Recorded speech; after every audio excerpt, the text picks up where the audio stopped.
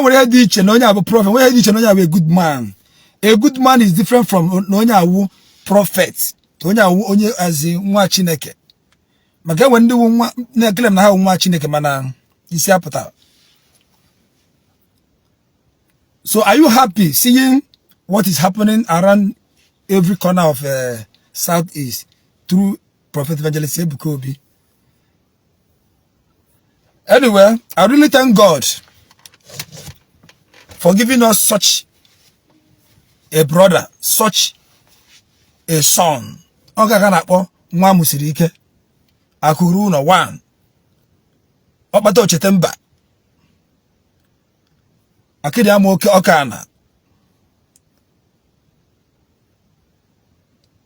Chineke God. Can you imagine? In Nigeria. Ha! In Nigeria. In Nigeria, when I fusi anya na fusi. Ha! Yem location.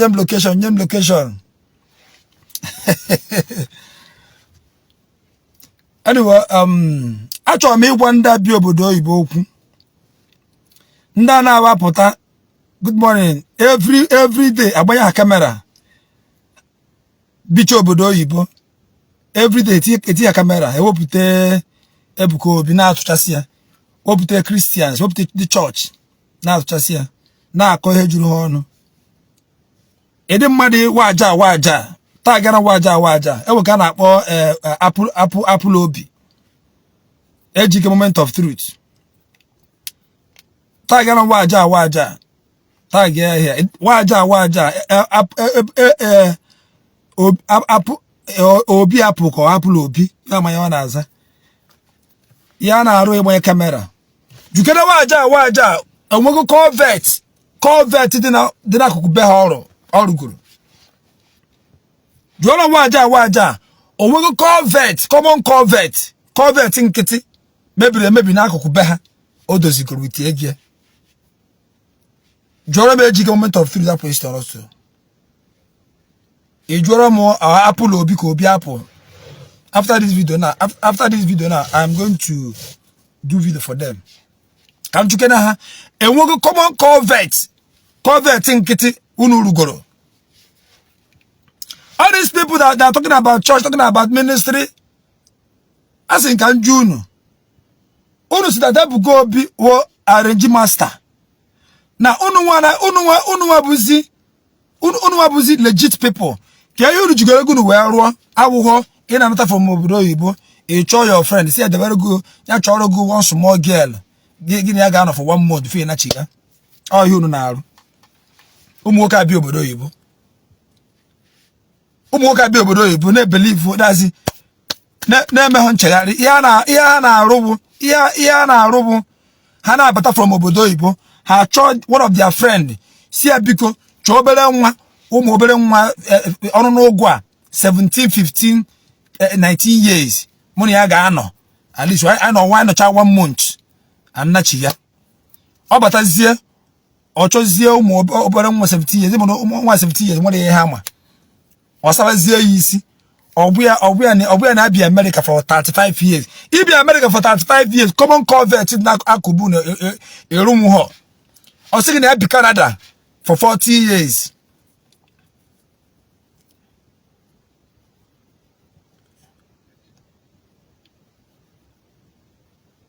Wow, wow. So, what am I saying? Maria, yam location no, yam pass mo doli jibata. Yam pass or doli jibata. I never better jabata way yam. So now be tell obodo ibo na wo na taba Nigeria. He said you go okay, maka you no na aru. Oh, you know now. He said you got your belly 50 years old. Yeah, ibata is you go need a better motor. You need see from China. You know China can my two. You go Indian. You go Dubai. You popular America. What I can way yoma. What I can go about Jerry. He says that video kafancha not one Nigeria ba. What I can one koma. Isa cha isi. Ijide nwatakịrị kụkpọrịba igwe ya anụ ya. Ihe akpa eje obodo oyibo. Ịkụkpọrịba nwatakịrị kụkpọrịba.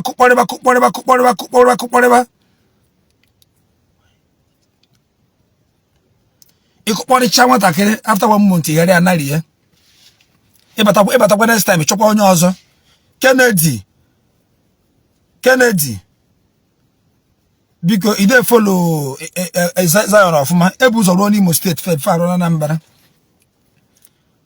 Onye ma from Canada ka ime yetago ụmụ nwoke abicha obodo oyibo ihe unu ji agbadi Zion mgbanwu na ọ na-emepesị ndị mmadụ anya na-agwụ ụmụazị.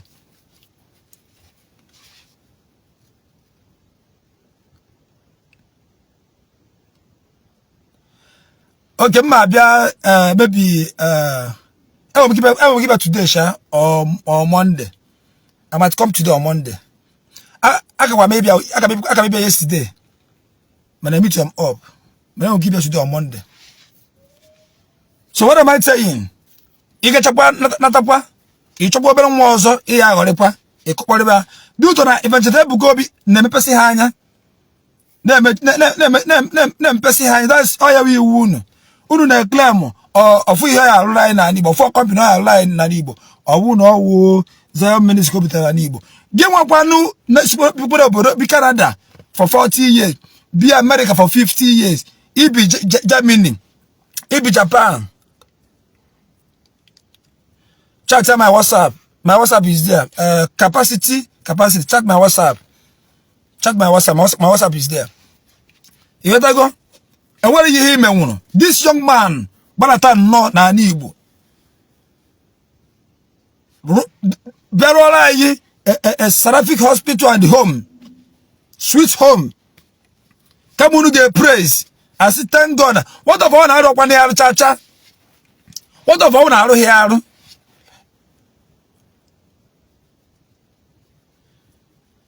Chat me, capacity. Chat my WhatsApp. My WhatsApp is there. What of all I don't want to chacha? So you know, uno bro, everything about camera on. Na kochasi ioma na bata na Igbo. Ede ya rubuge before na Igbo. Ebugo is a nice man. He's a nice man. He's a very good man. For this na akwa ya ugbo. You get asa na akwa ya ugbo. Amano mo edugwa na akwumu. Amano edugwa na akwumu ji afu ihe dị mmasị na ọ dị mma. Ka ọnwụ oge ọsịsị na ihe oge msịsị na ihe adịghọ mma. Ọ na ada akwumu ụgwọ. Ọ mpụzie na ihe dị mma adịghọ mma. Ọ na mba ezigbote mmadụ.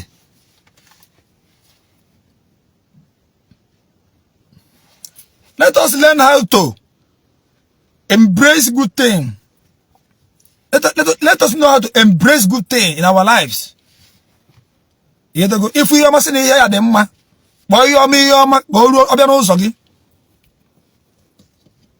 the young man is doing wonderful. He's doing wonders.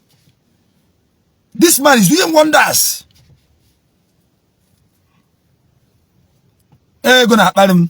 Mana na mechara ngakpata ego. Oh man, go billionaire. Oh, gosh, sure. Oh, akara aka m gwa maka ediri ya mpụta ewere m 1 billion support wa si rụwa mo. Ndị na-ebicha obodo oyibo bicha America. Ihe kwesịrị imewu ịkpọ this young man jụọ ke Seraphic account foundation. Enyu na account na-akwụnyewe ego a na-akwụnye nwe anyị na-afụ ihe ji eme. Oji ya gba private jet. Oji ya nya luxurious car. Oji ya je gụrụ n'obodo oyibo. Ogo uno na Lekki. Ogo na Aja. Oji ya arụ hotel here and there. Ana agba club. Mana oji ya arụ ihe na abara onye n'uru. Idiri account ahụ kwesịrị na-akwụnye ụgwọ. Unu ekwesịghị iche ka agba unu akwụnye ụgwọ na Seraphic account foundation. Yetago. Unu kwesịrị ebe ọ bụ n'ịnọ n'obodo oyibo bụrụ onye Igbo mi wuro onye Igbo visa ya wala eme ma onye Igbo ma onye Hausa ma onye Yoruba ma onye ọcha he helps everybody enwere onye for happen ebe ahụ na ị kwesị ịpụta ị na-akpọ Zion number ịgbada nọmba ha ị na-ajụ ha ị ga na-ajụ ha ka account number ndị Seraphic Foundation ọ ịpụsị na-eme by now not ịpụta na-akọ chọ yotago ebe gị kwesị na-apụ ebe gị kwesị na-apụ tight ebe gị kwesị kwụọ tight ọba uru idere account a ka kwesị na-apụ tight ọba uru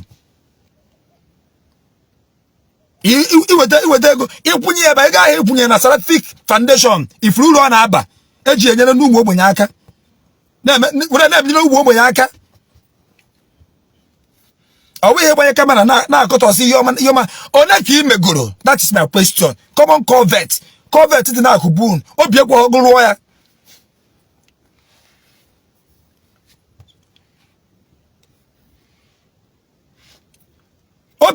common Corvette dị na Akubun Corvette why mejuru Corvette a ọka afọ gafee ya why mejuru Corvette a okoko si na Corvette a na-aga why mejuru Corvette a mgbe afọ gara Corvette a mgbe afọ ụmụ ya rekere ma ekene ọ gaa ya Corvette iru nwa na be nna gị Corvette iwe ha obidozigbo Corvette ewere osisi ticha na azirigota were across ifuzi onye bịa na-arụ hospital na-arụ homes for old people na-arụ psychiatric hospitals and other things rest of them ịpụta ịgbanye kamera ị na-akụgheri ị na-akụ ka onye agbara ọgwụ anwụ n'isi ị na-akụ ka onye ebuje batrị ya ị na-akụ what of ọ na-arụ ọkwa n'ihe nkọ what of ọ kwado ji ego jegoro private jet ego niile o ji arụ ya what of ọ kwado ji jegoro private jet ọ kwado ji ego niile jegoro private jet nkọ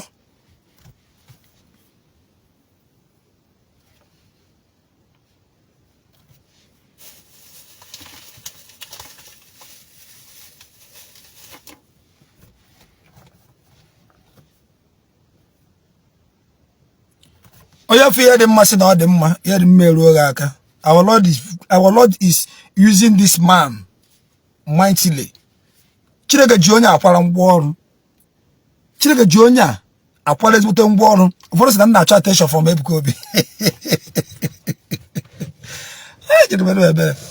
bịa get ndị ebere weekend self my sister emegodiri weekend taa my sister amaka ya emere weekend taa o eji dollar maka mme onye m naira onye m naira mụ na ya nwee problem onye m dollar ma pounds onye m dollar ka ọ enye m dollar n'aka m my sister amaka bụ na nne na-ekwu enye m dollar ka ihe enye m dollar ahụ enwe m ike mme change ya n'ụwa mmetie na wallet m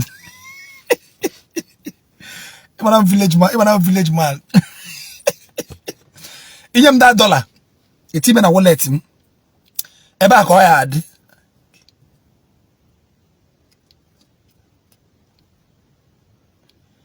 ebe a ka ọ ga-adị n'ime wallet m ka m meti that dollar mmeri eri ebe ọ chọrọ ịkwụ ụgwọ nri chadị chọrọ ịkwụ ụgwọ ewepụta m dollar first mme ya otu a etikwe m ya wezie naira kwụ ụgwọ ihe dollar ga-enye m ihe gara na wallet m 1 year ọ gara na wallet m 1 year and ntị dollar na wallet m nchịrị ahụ ụra enwere wallet m a kechie na akpa mmegicha na akpa ụzọ na-abụ tinye ya na John Thomas m were belt gbachie iji ụwa jezubere n'ike biko ke ndị emedere wikend akpa wikend ka a nọ ihe ahụ mere na wikend na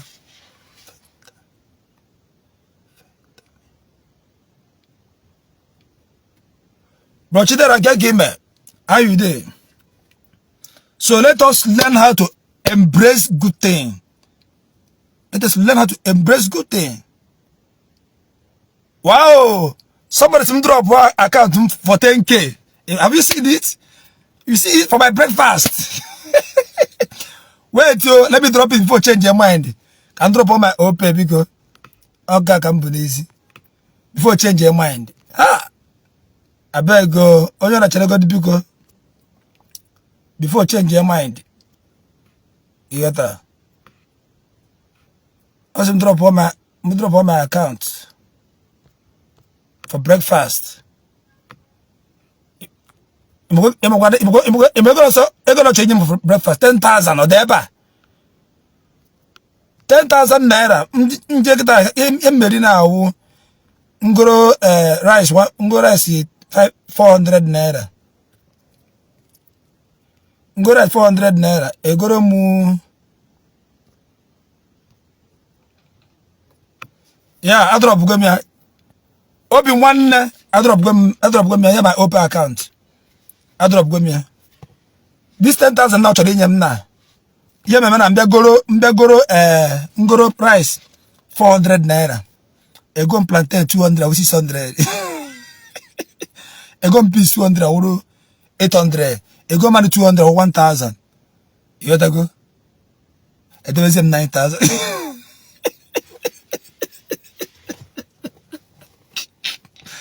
Because yes, Rico, Nigeria Rico. Onye mu 10,000 akatara ngwe na China. Ke ma koro my mother. Nigeria is able to go. So I just wire. Na megunu. Na manage you na management. Iwa wazuzu in Nigeria na you got the hala work. So now this 10,000 I'm making 1,000. You get go. And in the afternoon can make it 1,000. Can we get serve morning food and afternoon food?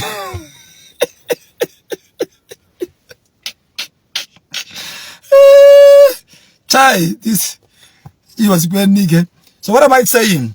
Let us embrace good thing. Let us stand. Mahabwendibo get give me my life. How you day, my brother? We stand for truth, no matter what you can take. I stand for truth. I am not praising. Some people say that I am praising Zion Ministry. I stand for truth. Not truth about it. Do something. Not only him, it's not only him. Other people are trying. Not only him. Other people are trying. Even individuals on their own. People are trying. I want to wow, another one that entered.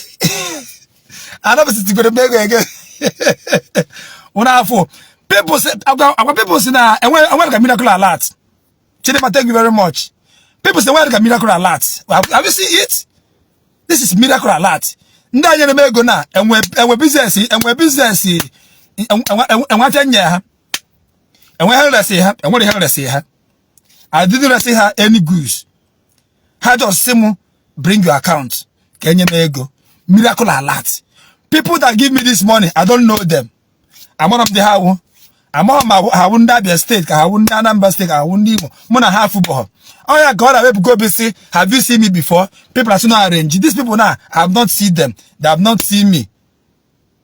Half football. But you see that they dash me money. It's miracle alert. It's miracle alert. So if you don't believe in miracle alert, that one concern you. You get to go? I concern you. I believe in miracle alert and it's coming for me. Now miracle alert have come now.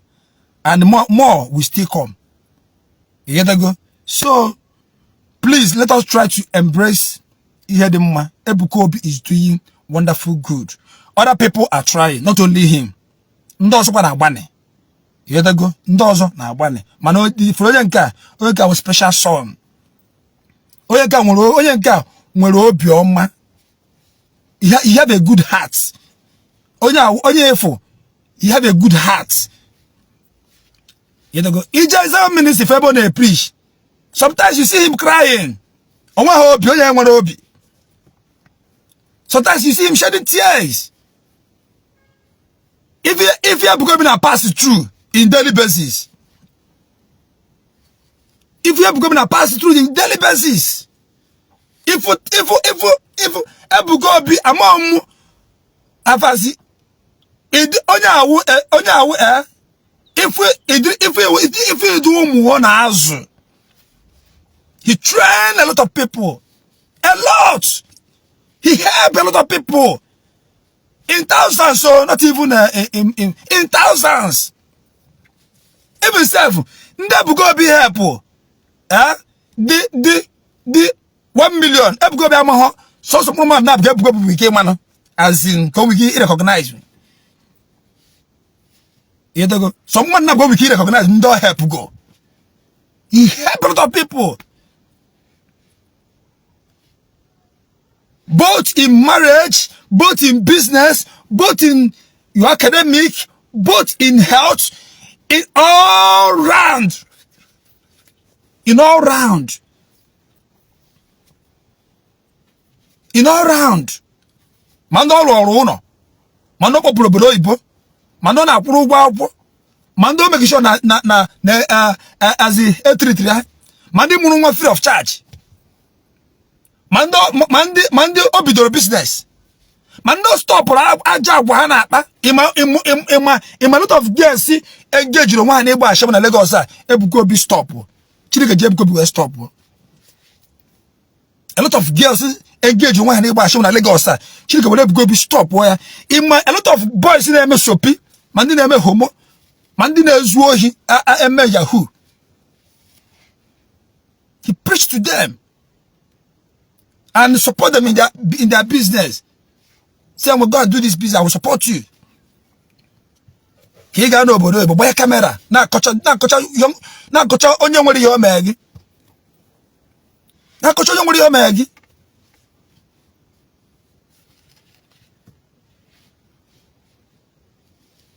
Ekwu ya see that Zion na kwa ya ụgwọ. The end of the payroll. Let me tell you something. If you job your chagnine now there's a ministry, you'll be seeing favor left and right. Favor will be coming to your life. You will even know how the favor is coming. Okay, magic. You will not be your chag now. That is as with a job. You see, job your chag where bia. You job your chag where bia. Each Zion. Chukwu everywhere. God is everywhere. As long as I'm not Zion, God is everywhere. God is even here. No. God is everywhere. And you will not be a child in a Zion for. You don't be a child in the heap no be wedge. Each of you to wedge. Can favor is not there no zoggy. You can ask, how manage? How manage? What is happening? I am a witness to that. I am a witness to that.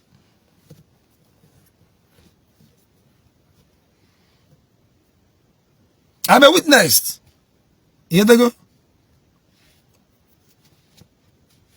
See, simply to follow Zion. Simply to follow Zion. A lot of favors. A lot of favors. Even some people that me favor be around the go, we just go to 1 million. Here they go. It goes to. I cannot just come here and start bragging. That is one thing with me. I can't just come here and start bragging. Here they go. But all my favor is left and the right.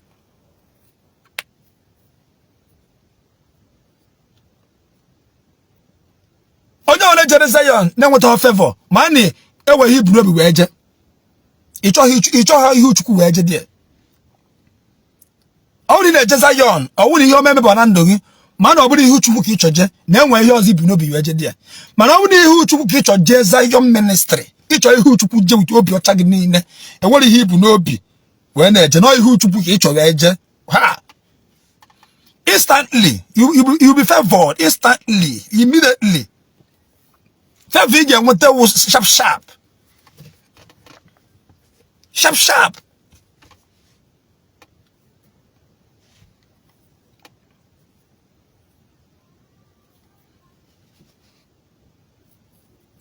achọm ke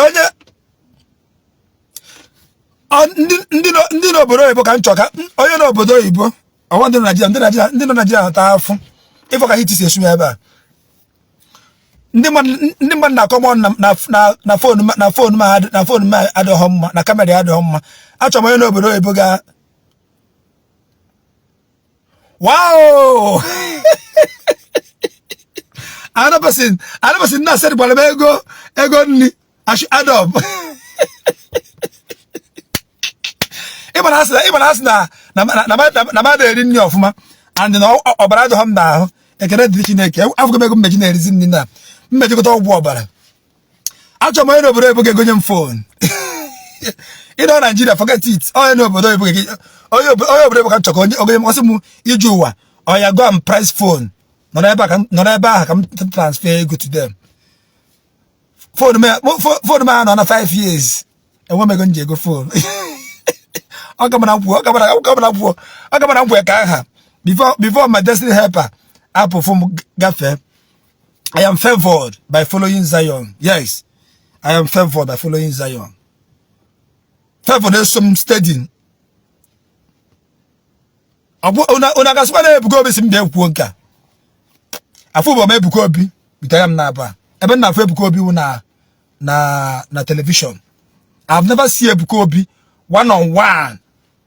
Ebuko obi togorogo so na Facebook and na afia. I have not seen him. I have not had any encounter with Ebuka Obi. I have not. So nya fugoro wo akosa ka fugoro. Ejima Ebuka Obi afubo homia utanyam na aba. So na TV kan na afia. I never see him one on one. I never have encounter. I have never even go there kam fear. I have never. I try about himself say kam Zion kan je Ebuka Obi. I have never. Did happen to him no be. Like put about him no be. It didn't happen to him no be at all. But those of you that see, I'm not trying to tell you to believe, but I'm telling you the reality. I have never even had in mind. See, can you meet here? Or can you meet here? Can call him? I have never. And the day I do him no be. Or do him no be. Miami Jimmy or do him no be. So I can fuguro. Mbosinjere ngo bala. After my cousin by chance, but I want to try to fear. I told never. I just got bad. It's just go to the Madiana. Lose about 5 Zion.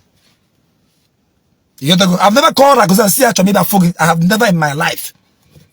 I don't call people come back for her. I walk with pride though. It's not pride. I have self-control. It's not pride. I want to for one money. See her actually about foggy. As on I go my can just foggy. I have never. I believe in God and God is making a way for me. So I'm fear the mama me praise here. Every God is calling me fear. I don't fear. You hear go? That's the thing. So I will be able to do. I talk you one mujebe and I for kigonyan phone. Oh no kunuga come on yours. Map 7 days. What you? God bless. Your pocket can never run dry. May God bless you and replenish your pocket. If for this year you will see the end of this year, and you will live to see your children. Otis nyame go. Kiga no put mana poga sigi without cat number. Yes. Otis nyame go. Kiga no mana poga sigi send their cat number. Thank you and God bless you. I love you all. Without you people, there's nothing like you. I'm a humble servant. And one pride can call me at any time. And one PA. I'm a help PA. It one from Gazaya call. Gazaya of ma. It seems that we didn't send there. Thank you and God bless you. I love you all. What did you do?